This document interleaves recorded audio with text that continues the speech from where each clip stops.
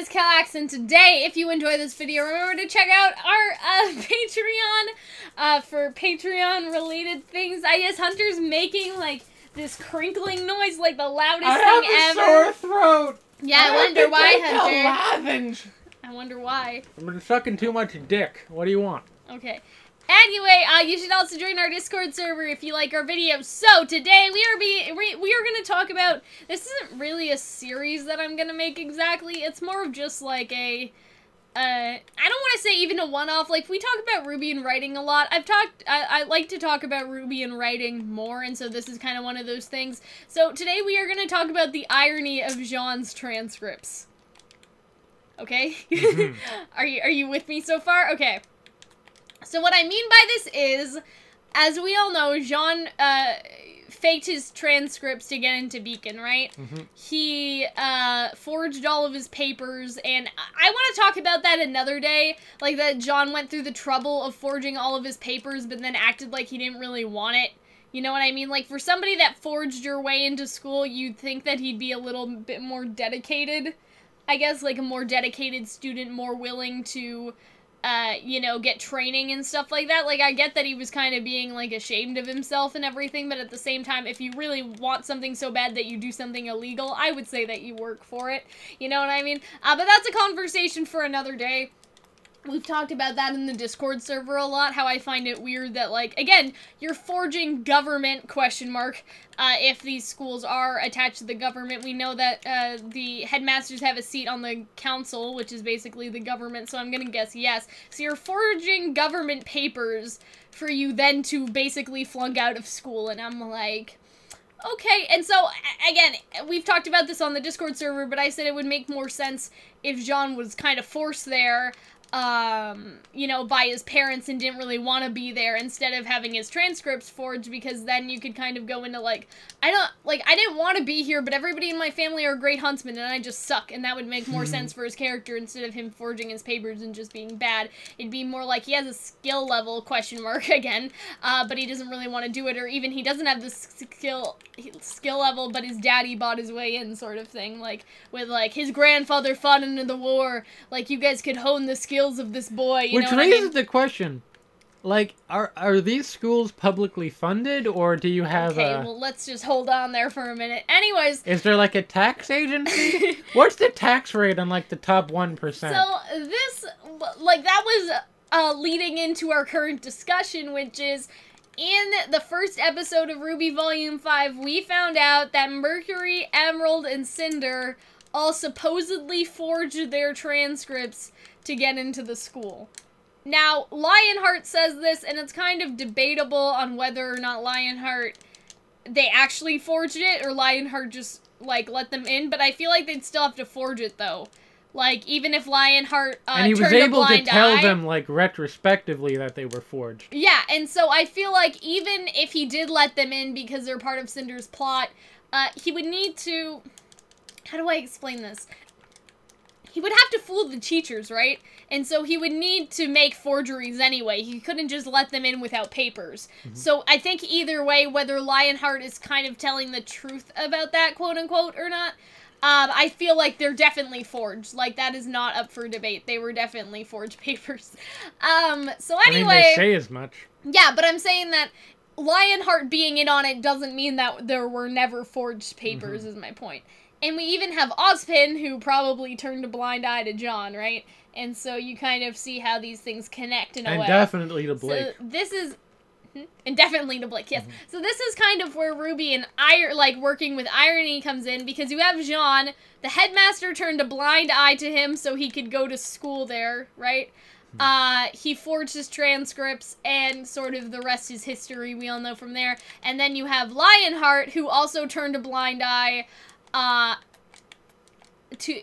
then Cinder and Co. also forged their transcripts, but now Jaune is frustrated that he can't get real information on Cinder and Emerald and Mercury, obviously, because they kind of, you know, kills his girlfriend, right, especially Cinder, but he did the exact same thing. It's just, I think that in itself is already ironic, but I think that even more, the irony here is that he sees that he did it, like, for a quote-unquote, again, good reason, while he believes Cinder, Emerald, and Mercury to be doing it for a bad reason, but you kind of get the gist that, you know, every villain is a hero in their mind, sort of thing. Like, nobody thinks they're a bad guy. Yeah, exactly. Nobody thinks they're a bad guy, and so Jaune is kind of condemning what Cinder and Mercury did, despite him doing the same thing. Obviously, Mercury, Emerald, and Cinder were led to different circumstances, right? Like, they obviously caused the school to fall. Nobody's arguing that, but what I will argue is if Ozpin basically set a precedent that you could turn a blind eye to students that you, like, sort of think are gonna turn out to be capable even if their transcripts are fake, right? You kind of get the same thing with Blake. But by setting that precedent that anybody can do it, people will use that for evil. You know what I mean? And so in turning a blind eye for Jaune, he kind of enabled the bad guys to get away, because if that standard wasn't set with Jaune, and even with Blake, but this is more affecting Blake, or more affecting Jaune than Blake, I should say, if that standard wasn't set by Ozpin, with Jaune in this case at the beginning of the semester, like, Lionheart still probably would have done it, but in a story sort of capacity, Ozpin said that it was okay, and so Lionheart followed, right? Because if Ozpin does it, nobody's gonna question when Lionheart does it as well, and that'll put it under a guise for the plan, right? Especially if they were all communicating with each other, Ozpin could have, like, mentioned Jaune in a way. We know Tyrion knows about Jaune, which is kind of weird. But yeah, maybe no, that's then why, Tyrion right? had, like, the hots for Jaune, which I always forget about. Like, and so I feel like it was almost like Ozpin kind of let all the headmasters sort of know, like, casually, like, very casually. I don't mean, like, there was a special boy at the school today. Like, oh, we let in some new students, like, and then, you know, there was one that maybe their transcripts weren't great, but I let them in anyway. I see that they have potential. And then Lionheart could have been like, oh, shit, I did that too. You know what I mean? And cover up his own, like, plot, you know what I mean? And so Jaune kind of enabled this to happen in a very roundabout way, because again, we need more information on this, obviously, but you could make the argument that if Ozpin didn't do it for Jaune, Leonardo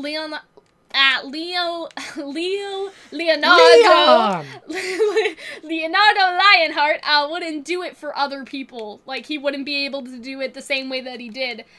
Just because Ozpin, like, if he told that to Ozpin, like, oh man, I did the exact same thing, Ozpin would have been like, that's great, Lionheart, I'm glad you're following in my footsteps, I'm so proud of you, you know what I mean? Obviously, Ozpin wouldn't say it like that, but I'm sure you guys understand the gist of what I mean, right? You're just hoping you don't turn out to be, like, a snitch or something. God, that would be unpleasant. Like, he is using Ozpin's own sort of mantra and Ozpin's own sort of, like, you know, we want to give everybody a chance here, maybe if they're not even capable because I see something special in them. He's kind of taking that about Ozpin and then using it against Ozpin, because he could turn around and say, yeah, you know, like, I saw something special in these 3 students today. You know, if you ever, like, hopefully they didn't fake their transcripts.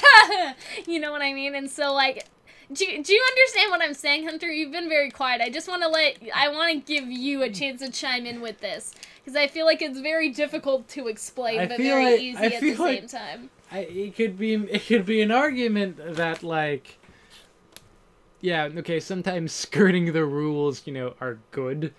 In the case of Jaune, eventually, kind of, and definitely in Blake's case, and maybe sometimes you realize, oh fuck me, we have rules for a reason. Yeah. Such in the case of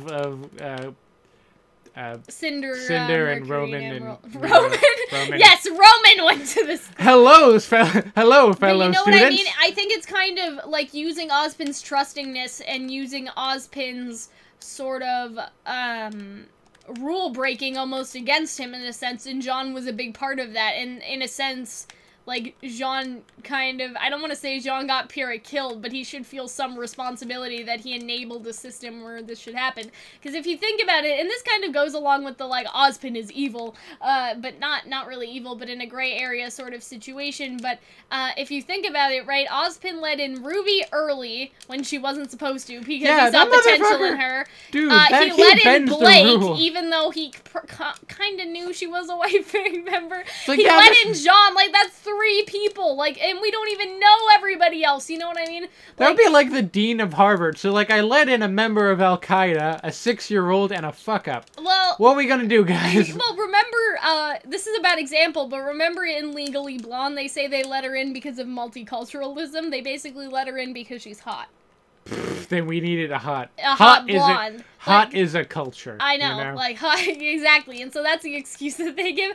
Totally not the same thing, but I'm saying that, you know, Lionheart could have done, like, been like that under the guise of, and even, like, Ironwood with Penny, if you really think about it, because Ironwood didn't know about Penny, or, Oscar, oh my god, Ozpin didn't know about Penny, right? So Ironwood could have done the same thing. Like, yeah, I know, she's a little bit young, these motherfuckers need to trust each other a little more. Yeah, that's what I'm saying, is that they're all breaking the rules, and then even though, like, in Ozpin's case, in the school, in Ozpin's case, it worked out, basically. Kinda. Basically.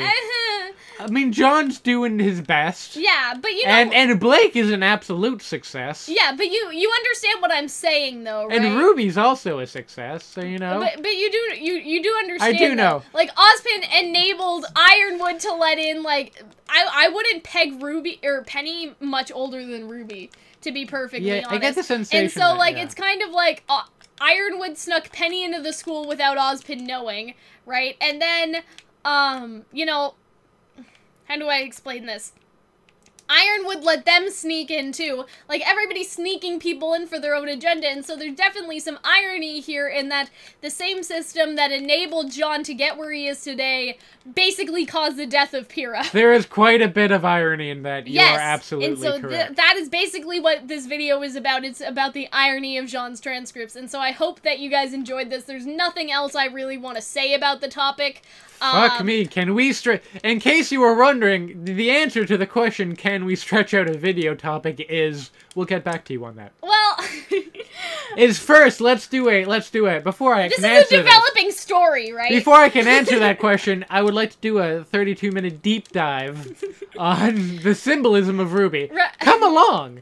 Remember that this is also a developing story, right? We don't have all the pieces yet, and that's kind of why I wanted to explain my thoughts on the matter before we get that, because, I mean, I love being right, so let's be honest. If it turns out that I was right about, like, you know, about this, that Leonhart did it, you know, Ironwood did it, all because Ozpin did it, and they knew that that's kind of what Ozpin was looking for sometimes, you know what I'm saying? Like, I think that that would be hilarious, and at the same time, I don't know, I just wanted to get all my thoughts out there on this subject before they went away, basically. That was kind of, because what if, like, maybe it'll come out and we're entirely wrong, but I think that the irony will still stay there, you know what I mean? Like, maybe, you know, Lionheart didn't get kind of like the kudos from Ozpin we described, but I think that most of everything else we described was very Be nice to your coworkers. They might accidentally allow for a terrorist attack. Yeah, basically. In conclusion. I mean, you could argue that if Blake wasn't there, the White Fang wouldn't work with her because or work with Adam, or the White Fang wouldn't work with Cinder to do it. You know what I mean? Is this that one of, like, Jar Jar Binks is responsible for, like, the like, I know that Cinder kind of threatened him to do it anyway, but if you think, like, if Blake wasn't there, would he really be that angsty? Like, he would have just been doing it 'cause Cinder, but as soon as he realized that Blake was there, he got, like, he went into, like, psychopath lover mode. Yeah. You know what I mean? So you can make the case... knocking, you gotta let the motherfucker that's what I'm saying. In. And so you could make the case that even letting in Blake wasn't a great idea, okay? But that's another video. But this is about John, so everybody calm down.